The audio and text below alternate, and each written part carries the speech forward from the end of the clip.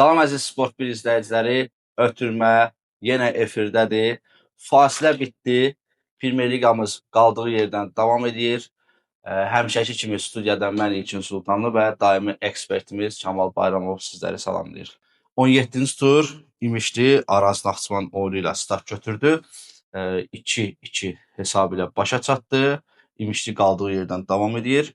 Mən düşünürəm ki, qələbəni əldən verdilər. Hətta hakim səhvi belə oldu və hakim səhvi ucbatından İmişli 3 xalı itirmiş oldu. Mən belə düşünürəm. Sən nə gördün oyunda? Ümumən bərabər səviyyəli oyun getdi orada. Meydan amirini qeyd eləmək istəyərdim. Yəni meydan bərbad vəziyyətdə idi. Yağışdan, qardan sonra, yəni futbol oynamağa, istənilən keyfiyyətli futbol oynamağa imkan vermədi. İmişli 2 dəfə hesabda önə keçsə də Araz Naxçıvan yəni gücünü ortaya qoydu, bərabərliyi tənzimlədi. Düşünürəm meydan amillərini və oyunun gedişatını nəzərə alsaq, hərəsi bir xala haqq edirdi. Baxmayaraq ki, İmişli təzə komandadır, amma yaxşı komanda formalaşdırıblar orada. Araz Naxçıvanda dəyişikliklər gördüm. Orada qap xəttində dəyişik gördüm və düşünürəm ki, təzə oyun stilinə baxanda, yeni məşqçinin oyun stilinə baxanda arxadan oyun qurmağı xoşlayır və bu gün seçimində qapıcı Tərlan Əhmədli digər qapıcıdan fərqli olaraq ayaqla oynamaq üstünlükləri var və bundan istifadə elədi. Normal da alındı, çoxdan da oynamırdı bu qapıcı. Düşünürəm ki, normal oyun oynadı və gələcək oyunlarda da oynatsa məşqçi bu daha yaxşı effekt verə bilər.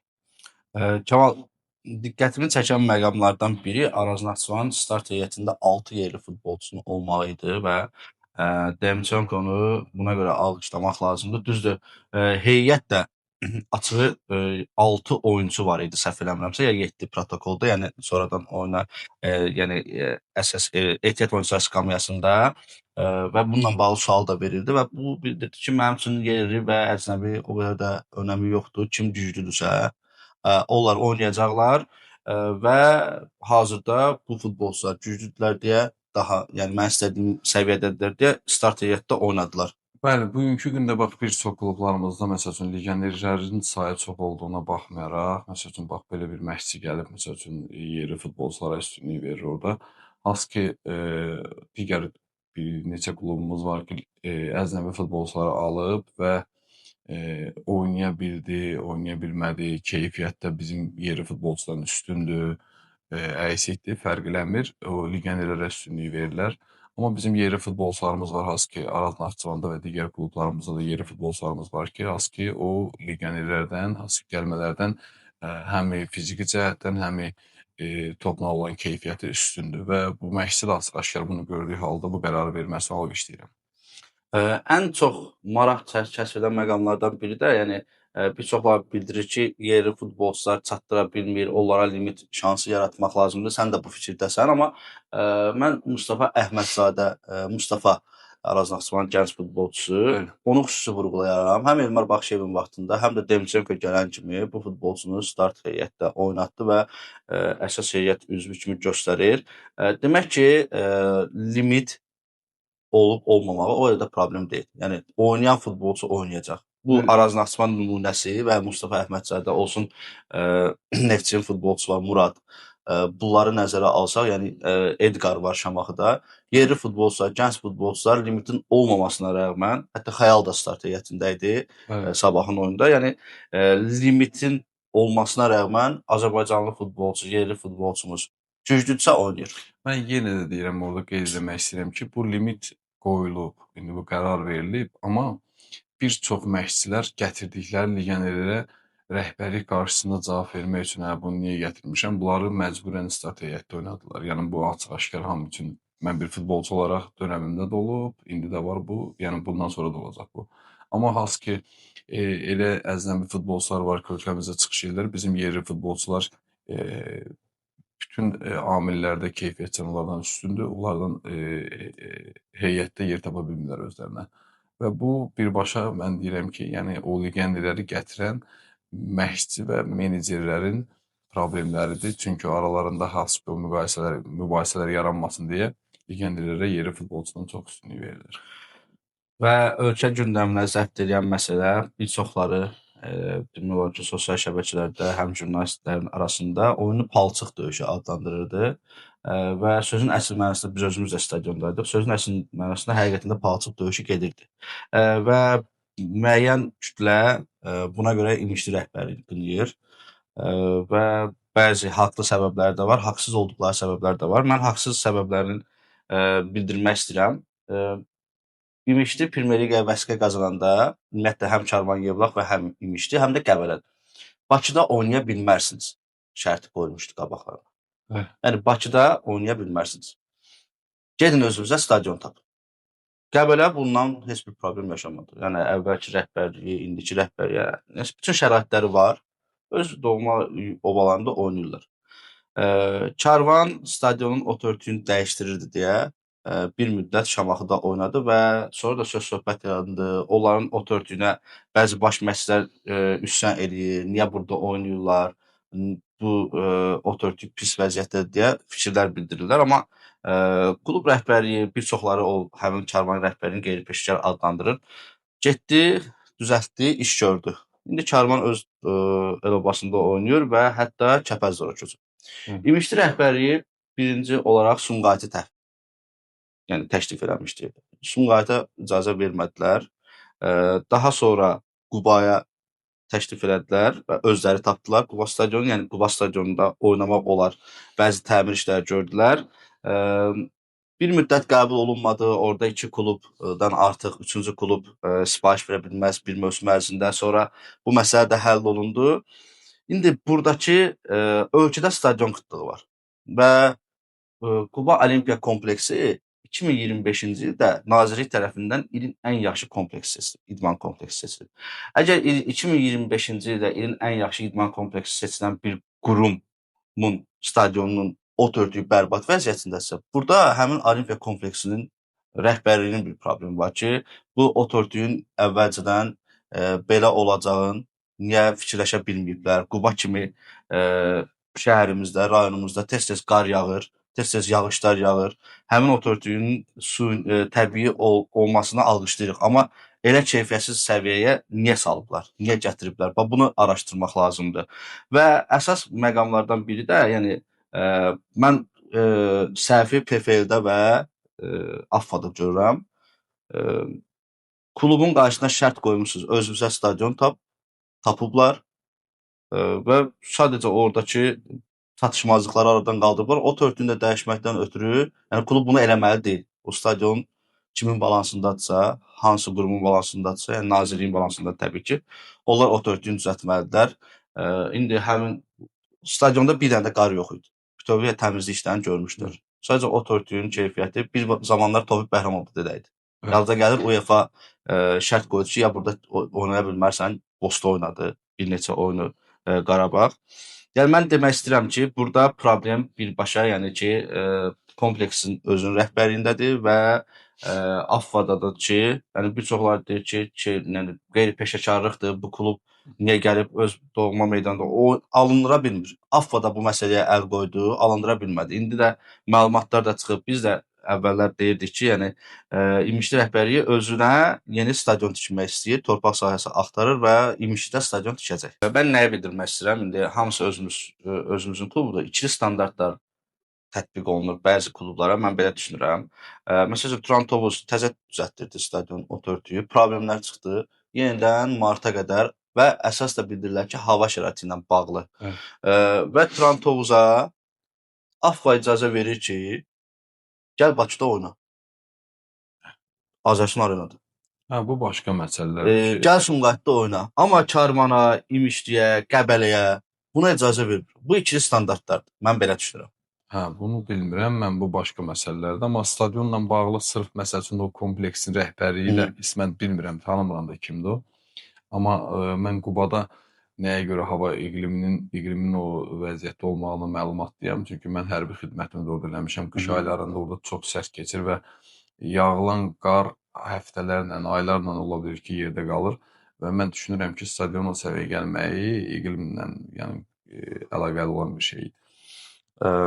Növbəti oyun Neftçi Zirə ilə qarşılaşdı. Paytaxt derbisi idi və hamının çox maraqla gözlədiyi bir oyun idi. Həm Zirənin yenilənmiş, belə deyək də, Verni dublu və yaxşı bir təlim məşq toplanışı keçmiş Neftçiyə qarşı necə oynayacağını gözləyirdi.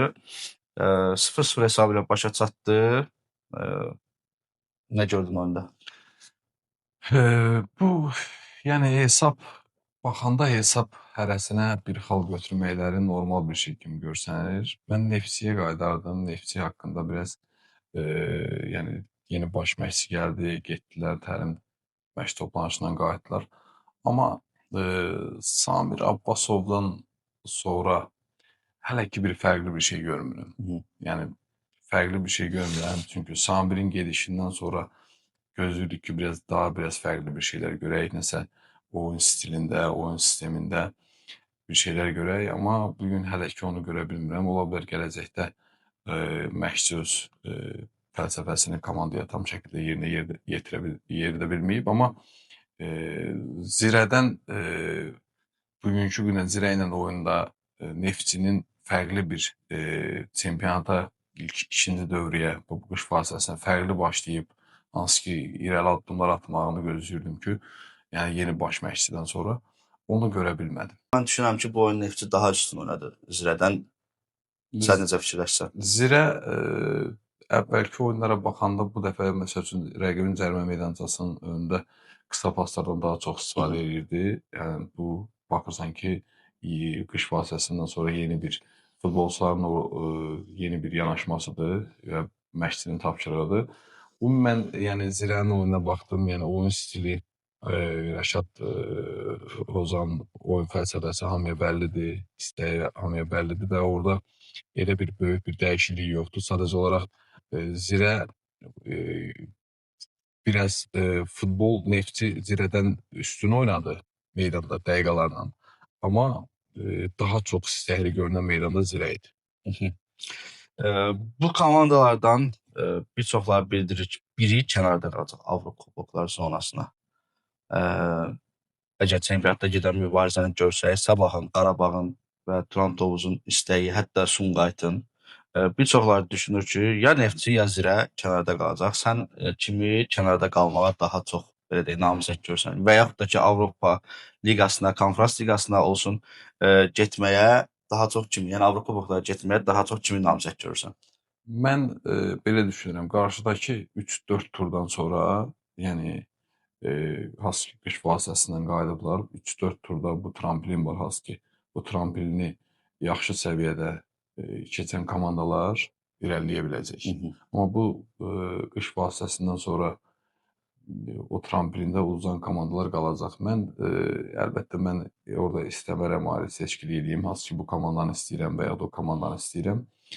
Kim layiqdirsə o getsin. Şamaxı 4-0 hesabı ilə Qəbələyə məğlub oldu. Açığı mən oyundan bir gün öncə də ətrafımdakı dostlarıma da demişdim, Qəbələ qalib gələcək. Mən belə düşünürdüm. Çünki qış fasiləsində ciddi yanaşdılar. Hər yerdə oyunçu axtardılar, hücumçu aldılar, müdafiəçi aldılar. İndi Turan Manafov gəlib, solcunaq müdafiəçisi və bir də əcnəbi böyük ehtimal dayaq yarım müdafiəçi axtarırlar. Böyük ehtimal, yəni 3-4 günə də o məsələ, bəlkə də növbəti tura kimi o məsələ həll olunacaq. Klub rəhbərliyi sosu hiss elədi, yəni həyəcan siqnalını hiss elədi və təbii ki, Premier Liqadan düşmək ən azı 2.5 milyon manatın əldən getməsi deməkdir və yenidən o birinci liqaya düşmək istəməməyi bu gözəl şəraitlə, bu gözəl stadionla Qəbələ birinci liqaya layiq deyil. Şamaxı ilə oyununda da göstərdi ki, heç oyunu ilə də layiq deyil. Onsuz da mövsümün ilk yarısında Qəbələnin hamı deyirdi ki, oyunu çox yaxşıdır. Amma fərqlənə bilmirlər. Amma Şamaxı ilə oyunda aşağı-yuxarı özləri ilə eyni gücdə olan komandanın oyunda göstərdilər ki, həqiqətən birinci liqada, Premier Liqada qalmağa layiqdilər. Və bir də mən düşünürəm ki, Kaxavəs Xadacinin o ehtiyat oyuncular skamyasında olmamağı futbolçulara biraz rahatlıq da vermişdi. Yəni çox qışqırıb bağıran yox idi. Və düzdür, protokol tribunasından qışqırıb bağırırdı, amma biri var yaxından hiss eləyəsən, bir də var uzaqdan hiss eləyəsən. Və çox gözəl oyun oynadılar. Oyunu necə şərh edərdin sən? Sözün açığı, yəni oyuna bu hesabı gözləmirdim. Çünki Şamaxıda oynamışam və Şamaxanın müdafiəyə necə diqqət elədiyini və o sistem üzərində necə çalışdığını yaxşı bilirəm. Buraxılan o ardıcıl qollar Haski rəqib qapısına Şamaxının hücumu vaxtı və yaxud standart vəziyyətlər vaxtı buraxılan qollar ani diqqətsizlik idi və yəqin ki, komanda üçün bir siqnaldır. Uşaqlar qış fasiləsindən sonra yəni bir rahatlıq hiss ediblər yığdıqları xalla. Düşünürəm ki, oyuna baxdıqda oyun bir qədər epizodlarla Şamaxının üstünlüyü ilə keçdi. Hansı Bəli. ki, vura bilmədilər. Epizodları var idi. Bəlkə vursalar daha fərqli ola bilərdi. Hesab da böyüdükcə daha da qabağa atıldılar və arxa müdafiə xətti boşluqlar yaratdı və hesabın bu vəziyyətə gətirib çatdırmasına səbəb oldu. Yəqin orada da bununla bağlı mən bilirəm komandanın içində olmuşam orada. Yəni bununla bağlı islahatlar görüləcək və növbəti oyunlarda öz xətlərini taparlar. Qəbələ ilə bağlı Qəbələ həqiqətən də dediyiniz kimi siqnal verildi. Onlar düşmə ehtimalını hiss elədilər və bu gün klub rəhbəri yüksək səviyyədə addımlar atmağa çalışır ki, bir də həmən aşağı dəstəyə düşüb oradan qayıtmaq var və digər bir çox amillər var və gözəl şəraitlər var. Məncə klub daha yaxşı addımlar atmalıdır. Uşaqlar daha yaxşı motivasiya olunmalıdır ki, o zonadan çıxmalıdırlar, o təhlükəli zonadan çıxmalıdırlar və bu Qəbələ kimi bir klub yüksək liqada öz oyunlarını davam etdirməlidir. Kamal, məncə Ayxan Abbasov biraz utopiyada, yəni reallıqlarda yaşamır. Özü də bunu mətbuat konfransında bildirdi və oyundan sonra bildirdi ki, mən bizim əlimizə daha yuxarı tullanmaq üçün 3-cü şans idi düşürdü və hər dəfəsində biz bacarmırıq. Araz Naxçıvanla oyunda, Qəbələ ilə oyunda, yəni həmin oyunda və Kəpəzlə oyunda. Hansı ki, Avrokuboklar zonasında bu oyunların üçündə də hallar alınsaydı, indi hal-hazırda Şamaxı Avrokuboklar zonası üçün mübarizə aparırdı. Və mən də mətbuat konfransında sual verdim ki, Ayxan müəllim, sponsorsuz yeganə komandasınız siz və siz istəyirsiniz ki, Avrokuboklara, yəni zonası üçün oynayasınız, Avrokuboklar üçün oynayasınız. Bunun özü belə, yəni problem deyil. Yəni, Yox, orada belə düşünərdim mən. Onların ayaqda sponsoru yoxdur. Sponsoru yoxdur, dövlətdən maliyyələşirlər. Yəni bilirsiniz ki, tam 2,5 milyon. Amma orada belə bir şey var da, yəni bunlar da bunu bilir və nə yola çıxdıqlarını da yaxşı bilirlər və bu gün öz qarşılarındakı məqsəd də bilirlər ki, hansı məqsədə uğruna mübarizə aparırlar. Yəni bu gün həmən 3 oyunu dediyimizi bunlar utsaydı və ya ondan qabaqki 3 oyunlar var idi. Bəli. Klassikolar utsaydı, bunlar çempionluğa da oynaya bilərdi. Bəli. Sadəcə olaraq orada futbolçu keyfiyyəti bəlli məsələdir. Hansı pullara, hansı futbolçulara alınıb və hansı futbolçular orada iştirak edir. Və bundan bugünkü gündə bura gəlib çıxmaları ilə böyük bir nailiyyət. Bəli, və özü də bildirdi ki, biz bilirik, yəni həddimizi bilirik. Sadəcə bu istəkdir də, yəni bu Əlbəttə, hamı istəyidir, istəyəcək. yəni mənim məşqçi istəyimdir, istəyirik də. Amma bu bəzən də futbolçulara biraz psixoloji baskı kimi gəlir də. Yəni sənin potensialın 2-dirsə, səndən 5 istəməyi həm fiziki olaraq sənə yüklənmək deməkdir, həm psixoloji olaraq yüklənmək deməkdir. Azərbaycan milli komandasındakı işində də bunu hiss edirəm mən. Bəzən yəni Fransa ilə oyuna elə başladılar, aqressiv başladılar filan. Qol da vurduq, irəli atırdıq. Təbii ki, bu sevindirir bir Azərbaycanın məşqçinin bu qədər istəkli olmağı və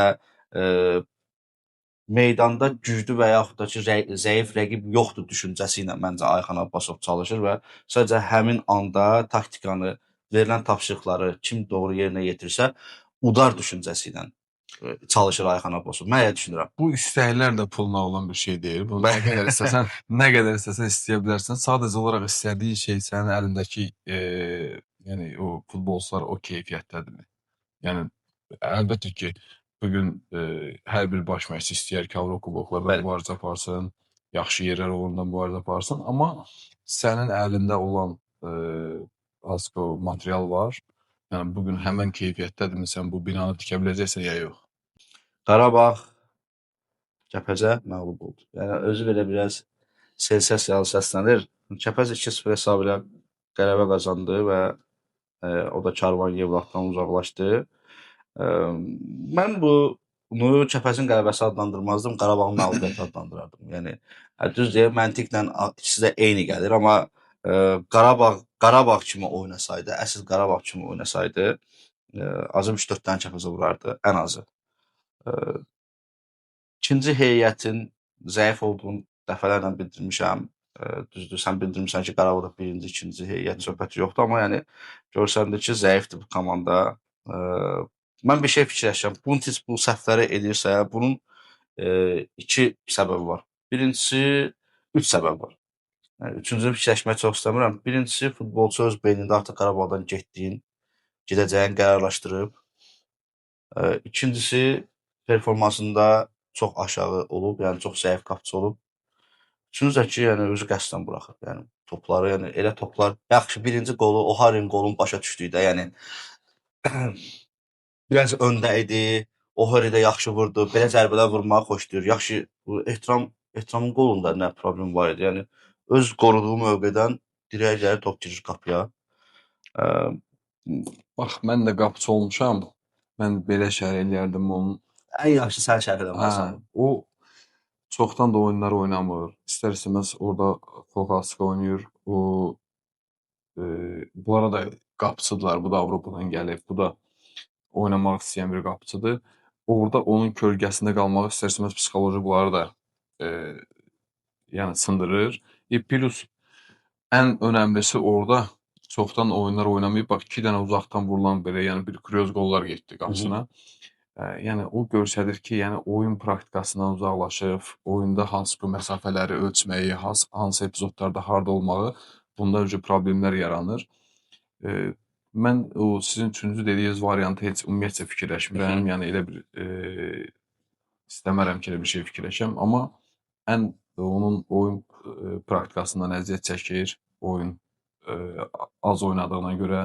Bugünkü gündə orada ehtiyatda qalmağı istər-istəməz psixoloji təsir edir ona və ən önəmlisi deyirsiniz Qarabağın birinci, ikinci heyəti əvvəl mən deyirdim belə yoxdur, amma getdikcə fikirləşirsən ki, Qarabağda həqiqətən də bir əsas heyət və önəmli oyunçular və ehtiyat heyət getdikcə yəni bölünür. Bu oyunda da göstərdi ki, komandanın Husky ehtiyatda gözləyən futbolçuları digər futbolçulardan performans olaraq və keyfiyyət olaraq bilavasitə fərqlənir.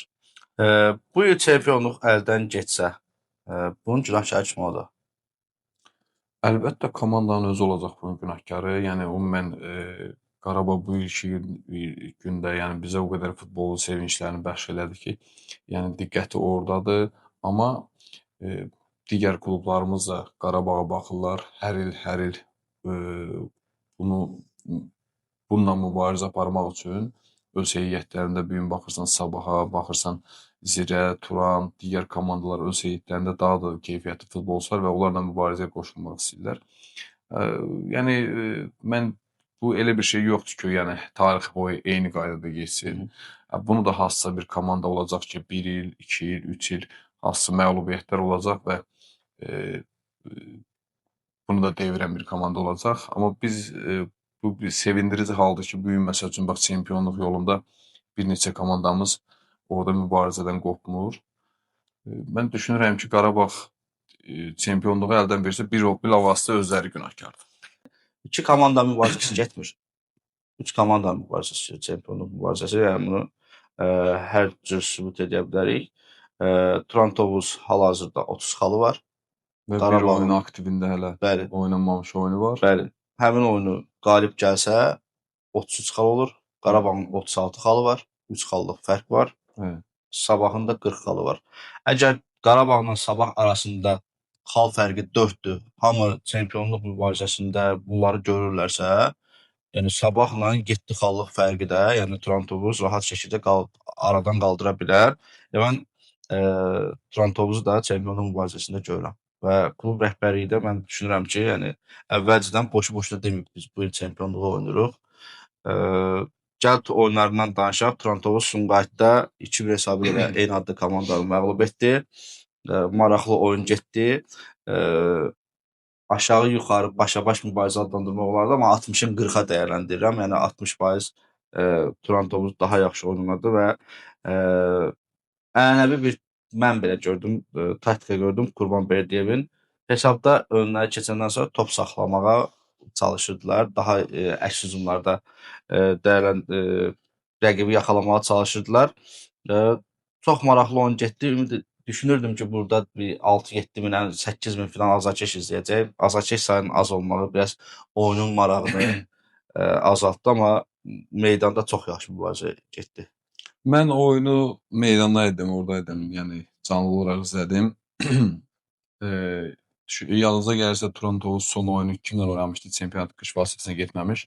Orada da məsələn fərqli dəyişikliklər vardı. Faiqin meydanda Bəli. olmağı, Ayxan Hüseynovun meydanda olmağı. Bu gün də həmən futbolçuların meydanda olmağı yenə də komandaya bir üstünlük yaratdı.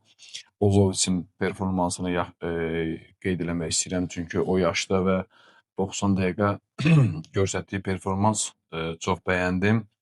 Faiqin, Ayxan Hüseynovun yeri futbolçular deyə, yəni onları xüsusən qeyd edirəm ki, yəni o futbolçular bu gün meydanda komandaya yüksək köməkliklərini göstərdilər və yaxşı o mübarizədən qopmadılar, yaxşı oyun nümayiş etdirdilər. Bir epizod vardı, Ayxan Hüseynovun hardasa 40 metr, 50 metr hava pasından sonra Faiq qapıçı ilə birə-bir qaldı, vura bilmədi. Vace'nin oyununu xüsusən qeyd eləmək istəyirəm ki, oyuncu daha da oynasa, daha da yaxşı nəticələr əldə eləmək olar o hücumçu ilə. Çünki çox epizodlara girdi. Rəqibin demək olar ki, sadəcə olaraq sonluq çatmadı, rəqibin müdafiəsini baş-başa vurmuşdu. Belə deyərdim mən.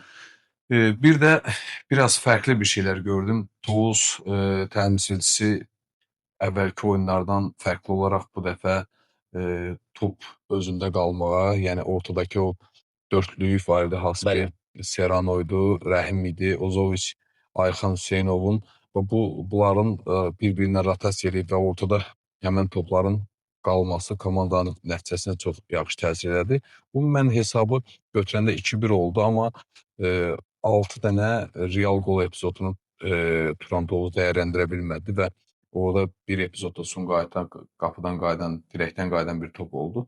Bu mən götürəndə qış fasiləsindən sonra Torontovuzun oyun stilində, oyun sistemində dəyişiklik görürəm. Yəni topun özündə çox qalması, uzun toplardan az istifadə olması məncə bu nəticələrə təsir edəcək.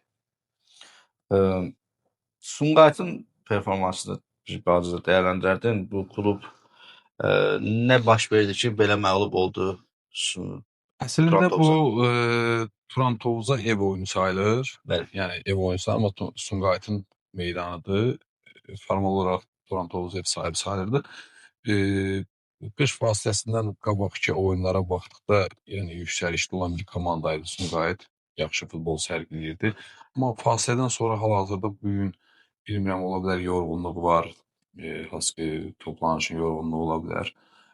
Və yaxud hansısa oradakı məsələn Yankoviçin Zədəlolov sonradan oyuna daxil oldu və təlim məşq toplanışda heç bir oyunlarda iştirak etməməsi, bəlkə bugünkü gündə komandada hansısa zədəlilərin və digər futbolçuların durumu o qədər də yüksək səviyyədə qarşıdakı turlarda düzələ bilər. Amma Sumqayıtın futbolu bir o qədər qış fasiləsindən qabaqki oyunu bugünkü ilə fərqlənir. Komandada biraz düşüş gördüm. Sabah qaldığı kimi davam edir. Karvan Yevlağı ilə birinci hissə, belə deyək də, topla döydü. Yəni və 4-1 hesabı ilə oyunun nəticəsində qalib gəldi. Sabaha rəqib olacaq bir komanda mən düşünürəm ki, Qarabağ, Torontovuz, biraz da Neftçi ola bilər. Yəni heyət və büdcə baxımından hər şeyləri idealdır və ideal da baş məşqçiyə. Mən onun təlim məşq toplanışındakı müsahibəsinə qulaq asdım və soruşurlar ki, niyə xaricə getmədiniz? Nə fərqi var ki, burada da eyni məşqi keçəcəyik, öz şəraitimiz var, orada da eyni məşqi keçəcəyik. Ola bilər ki, rəqiblərin yoxlama görüşlərindəki rəqiblər səviyyə baxımından biraz fərqli ola bilər, amma bizə bu dəqiqə üçün o qədər də gərək deyil. Və həm belə klubun büdcəsinə qənaət etmiş oldular və bildiyim qədərilə də baş məşqçi şəxsən özü istəyib. Yəni klub rəhbərliyi Avstriyada təlim məşq toplanışı keçirə bilərmiş. Antalyada da özü deyib ki, yoxdur, ehtiyac yoxdur. Yox, Sabah haqqında Sabah oyunun ritmini tutub, yaxşı heyəti, keyfiyyətli futbolçuları var. Ehtiyatdan daxil olan əsas heyətdə oynayan futbolçular hamısı bir-birini tamamlayır və məşqçi işi də hal-hazırda hamı üçün açıq-aşkar görünür orada. Sabah haqqında, yəni bu yolda davam edirlər. Mənə maraqlı olan demişdim fasilədən öncəki qış vasitəsindən sonra bunu saxlaya biləcəklərmi? Önəmlidir. Bundan sonraki oyunlarında biraz rəqiblər, daha yaxşı rəqiblər gəldikcə bunu saxlaya biləcəklərsə, bu bizi sevindirir. Bir komandamızın inkişafıdır. Bu bizi sevindirməyə bilməz. Üzücü məqam bu oyunda neçə il həsrətini çəkdikləri, futbol həsrət çəkdikləri, yəni Karvanın, yəni hal-hazırda görürəm ki, yəni vidalaşırlar. Demək olar ki, vidalaşıblar. Yəni heç bir siqnal vermirlər, heç bir addım atmırlar ki, biz qalmaq istəyirik, mübarizə aparmaq istəyirik. Günü-gündən də bata-bata gedirlər. Məni üzən o boyda Yevlax azarkeşləri, o boyda istər-istəməz dostlarımız da var içində və digər insanlar da, hansı ki, neçə ildir yüksək liqa həsrətində olan insanlar var idi və mübarizəsiz şəkildə yenidən aşağı getməsi bu həqiqətən üzüdür. Ola bilər klublar güclü ola bilər, rəqiblər güclü ola bilər. Biz mübarizə aparıb geçsək. Amma biz sadəcə olaraq Karvan mübarizəsiz şəkildə çempionat tərk edir. Rəhbər dəyişikliyi var səhv eləmirəmsə. Yeni bir idman direktoru gətiriblər, səhv eləmirəmsə adda. Çünki Azər Həşimovla vidalaşanda rəsmi şəkildə vidalaşdılar. Orada adını da açıqlamışdılar. Sadəcə yadımdan çıxdı. Nəsə addım atmağa çalışırlar. Sadəcə Sabahla ilk oyunların olmağı və Sabahın ilk 30 dəqiqədə, 36 dəqiqədə 3 qol vurdular səhv eləmirəmsə. Komandanı çox belə çökərtdi. Mən düşünürəm ki, Şamaxı Karvan oynasaydı, sən istədiyin o mübarizəni görə bilərdin. Sabahla bu dəqiqə üçün Qarabağ bacarmırsa, yəni Karvan Yevlax. Niyə Kəpəz gəlir Qarabağdan xalavat gedə bilər? Yəni bu göstərir ki, yəni oradakı Qarabağın son 10-15 dəqiqədə elədiyi dəyişikliklər və rəqibə olan təzyiqin altında Kəpəz komandası necə mübarizə apardı? Yəni bunlara vurulan qollara baxanda, yəni çox belə yəni asanlıqla vurulan qollar. Burada məsələ Kamal belə bir şey də var da. Qarabağın Kəpəzə yanaşması, Sabahın Karvan Yevlaxa yanaşması. Sabah bir gün qabaqdan oynanılıb, Kəpəz Qarabağı məğlub edib və Sabah fikirləşir ki, bu komandanı mən məhv eləməliyəm. Karvan Yevlağı məğlub etməliyəm mütləq şəkildə. Çünki əsas rəqibimdən 4 xal aralaşıram, uzaqlaşıram. Qarabağ nə fikirləşir Kəpəzin oyunda? Mən Liverpoolla oyuna çıxıram. Mən onsuz da çempionatda, playoffdan sonra da, yəni sonra irəli getsəm və ya getməsəm də, onsuz da bu komandaları məğlub edəcəm. Mən düşünürəm ki, yenə də Sabah Karvanı məğlub etdi. Amma Qarabağ Kəpəzə uduzdu. Kəpəz Qarabağı məğlub etmədi. Mən indi Qarabağ Kəpəz oyunu nəyə görə misal çəkdim? Yəni orada hardasa o son 20 dəqiqədə aparılan mübarizə Kəpəz müdafiə xarakterində, yəni müdafiə zonasında apardığı mübarizə həqiqətən də göstərir. Yəni orada bir qol olsaydı, mən deyirəm ki, o son 5 dəqiqədə də Qarabağ top vuracaqdı orada. Amma onların o mübarizəsi, hansı ki meydanda can qoymaqları. Amma burada qollar vurulduqca baxırsan, çox sadə qollar vurulur. Bir oyunçu, məsəl üçün, digər oyunçunu buraxır, rahat şəkildə bundan önə keçib qollarını vurur, rahat. Yəni bu qədər rahat. Mən demək istədiyim o deyil. Mən demək istədiyim odur ki, neçə ildən sonra həsrətdən cəmaatın gözlədiyi bir komandanı bu şəkildə, yəni geriyə göndərmək heç doğru bir şey deyil. Çünki o azarkeşlərin neçə illər o isti demədə, soyuq demədə o havalarda o komanda üçün əziyyət çəkiblər və mübarizəsiz şəkildə bu komanda qayıtmalıydırlar. İmişli Araz Naxçıvan oyununda VAR-a baxılıb, dərhal qərar qəbul olunmalıdır. Bir də Sabah Karvan Yevlax oyununda, yəni bütün səhifələr paylaşıb, yəni sosial şəbəkələr oyunçunun əlinə dəyir. Hətta oyunçu əli ilə pas atır. Umar Əli idi səhv eləmirəmsə. Umar Bəli, Əli ilə bir topu atır qabağına, gedir qol vururlar. Maludan birinci qol idi səhv eləmirəmsə. Birinci qol idi. Ə, Rəhim Əsərov bu var hakimlərinə də bəzi şeyləri başa salsa çox yaxşı olar. Yəni orada deyirəm, o bax məsəl üçün bayaq desən ki, mübarizə aparıb. Yerli futbolçusan və sən özün də olmusan da Şamaxı vaxtında, Turan Tovuz vaxtında sənə qarşı birinci qolda bax bu belə ədalətsizliksə mən fikirləşirəm şəxsən, olsa bunlar bizi düşürəcəklər. orada çox kobud səhvə yol verdilər. Həm vardı oturan, həm meydandakı Rauf Cabbarov. Bəli. Yəni avtomatik olaraq qol Yenə deyirəm, Rauf görməyə bilərdi o epizodu. yox, avtomatik qol oldu. Yəni bu top meydanı tərk eləmədi. Burdan gələn top Umar Əlinin əlinə dəydi, istiqamətini dəyişdirdi. Bunlar üçün ümumi bir şərait yaratdı hücumu davam Bəli. etdirməyə və həmən hücumun ardınca qol oldu. VAR sistemi var, baxmalı idi VAR-a, qolu ləğv eləməli idi, oradan əllə oyun cərimə başlamalı idi. Yəni bunu niyə eləmədilər? Yəni bu sabaha yəni bu lazımdır Karvan qarşısında. Yox, yox. Yəni ehtiyacı O yoxdur sonra Sabahın. episoddan sonra dərhal yenə vuracaqlar. Amma yəni bu ehtiyacı yoxdur Sabahın. amma rəqibin oyunçularına, məsələn Araz Abdullayeva, Samir Abdullayeva, Elvin Yunusadiyə psixoloji olaraq təsir edir yerli futbolçular. Əlbəttə Karvana Bunlar bizi olsa pisləyirlər, bütün media pisləyir, nə bilim cərimə insan komitəsi düşüb üstümüzə, media düşüb üstümüzə, AFFA düşüb üstümüzə, PFL düşüb üstümüzə. Deyəsən bunlar bizi düşürmək istəyirlər. mən sənə deyirəm bu Rəhbərimiz də olsa o deyil. Bu epizod Zirə qarşısında baş versəydi. Rəşad Sadıqov həmişə deyirəm ha Rəşad Sadıqov qıraqda, yəni Bəli. orada mübarizəsini aparır. Mən deyirəm Rəşad Sadıqov nəinki vardı oturanı, hətta Rauf Cabbarov da bir dəfə göndərərdi, gedib özü yuxarıda oturub o sistemin içinə baxıb təzədən gələrdi. AFFA U liqalarında U9, U10, U8, U8. U9, 10, 11, 12 liqası. Hə, 5 liqada. U8, U9, U10, 11, 12 liqası, 5 liqasında. Demək hesab 3-0 olarsa, uduzan komanda bir oyunçu əlavə edə bilər. Hesab 6-0 olarsa, uduzan komanda 2 oyunçu. Hesab 4-0-a, yəni 4 fərqlə olarsa, bunlar fərqləndir. O 12 13 oyunçu oynadan komanda birini çıxartmalıdır. Bu qərarı tətbiq eləmək, etməmək komandanın baş məşqçilərinə qalır. Okay, bildim. Bunu Azərbaycanda mən düşünmürəm ki, hər hansısa bir necə deyim, məşqçi özünə sıxışdırar. Mən dünən oynamışam. Buyur, sən izah elə, mən Sən bazar günü dünən idi, səbir. Bəli, bəli. Dünən biz oynamışıq, Neftçi komandasına qarşı oynamışıq mənim futbol klubum. Bu tətbiqdə bir gün qabaqdan bizə deyilmişdi.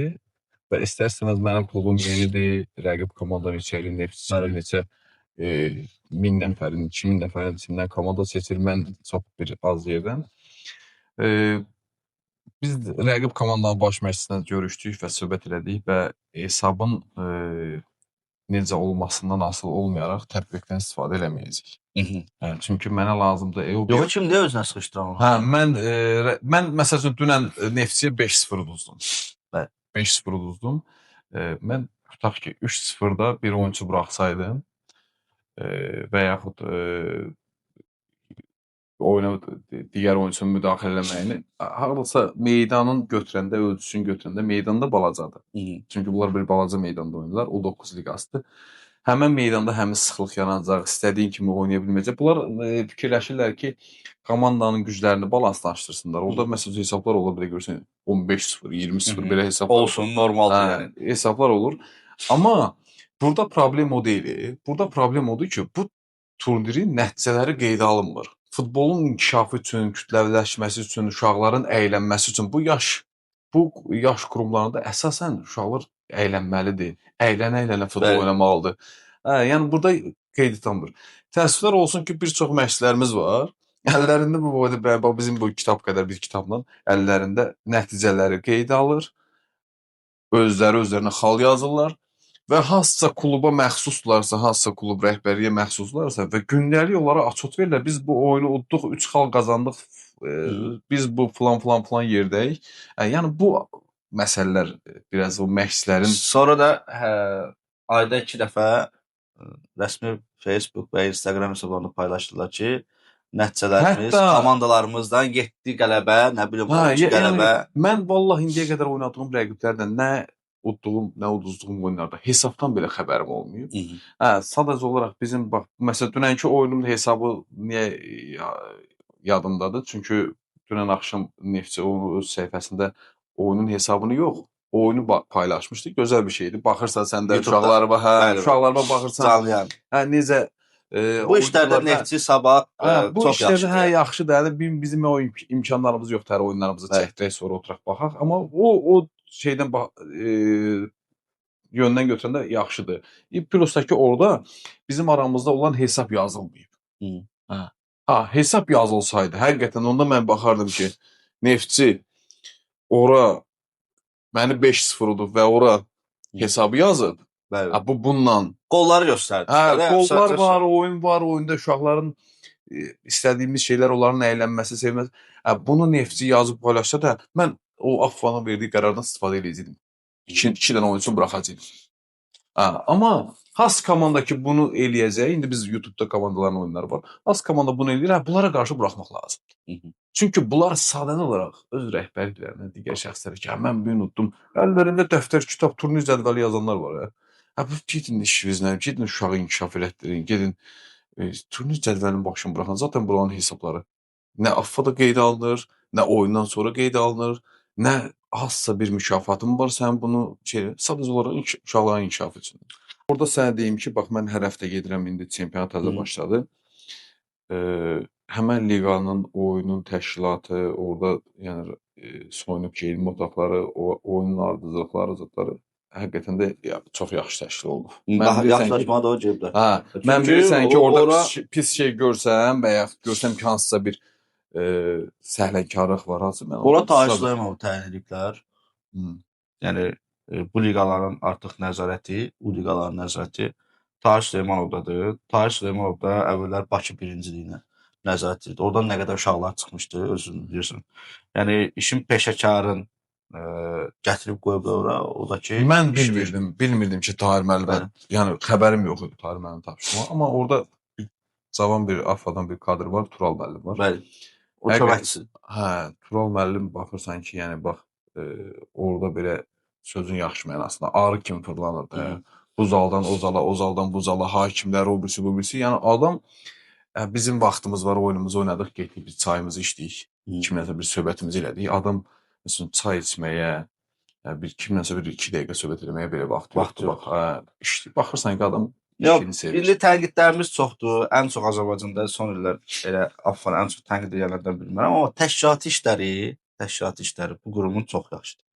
Mən MDB oyunlarında olanda hamıya Affanı misal çəkirdim. Bu nədir? PFL misal çəkirdim, Affanı misal çəkirdim, Neftçi misal çəkirdim. Futbol sferasında olan şeylər, yəni digər federasiyalara ki, bu AFFA-da olsaydı bu dəqiqə 2-2 idi, başa düşürsüz, həll eləmək. Amma bunun Azərbaycan futboluna hər hansısa bir təşkilati işdə, yəni bu biz şirkətdə işləmirik ki, gərək 9-6 işlədik, işimizi təhvil verdik, əla, statistikamız zor, satışlarımız əla. Burada futboldur. Başa düşürsən, biz futbolçu yetişdirməliyik. Bu təşkilati işləri pis vəziyyətində olan stadionda oynaya bilərsən. Amma sabah birisi gün atıram, səndən Messi çıxa bilər, səndən Ronaldo çıxa bilər, səndən olsun indi ki, Elvin Cəfərquliyev özü açıqlama verir ki, mən 1 manatlıq hamburger yeyə böyümüşəm. Orada şərait yox idi. Çayxanada müsahibəsini görmədim. Bir çayxanada işləməyə getmişdim, Rəşad Sadov zəng edir ki, gəl komandaya. Bax, mən sənə inandırım ki, həqiqətən də, bax, indi mən böyük futbolun içindəydim də, yəni bax, bu yaş qrupların içinə gəlmişəm, orada gedirəm, oyunlara baxıram, digər məşqlər var, obislər izləyirəm. Həqiqətən də potensial uşaqlarımız var. Vallahi bir dönəmə gəlir, yoxa çıxır. Burada problem bizdədir. Bu təşkilatı işləri yaxşı görənlərdədir, qardaş. Ancaq təşkilatı işlərlə edirlər. Stəkanı kim idi mənə məlumat vermişdi? Kofe içmək üçün balaca plastik stəkanlara yazırlar 100.000, 200.000, 70.000, nə bilim, belə bir şeylər. Görüntünü yaradırlar, onu da hesabat verəndə. Biz hər kəs gərək şərəfindən, mənliyindən, bu dövlətin biz, yəni bu dövlətdə yaşayırıq, bu dövlətdən biz qidalanırıq, qayğılanırıq, hər bir şey. Bu həyatı da bir dəfə yaşayırıq.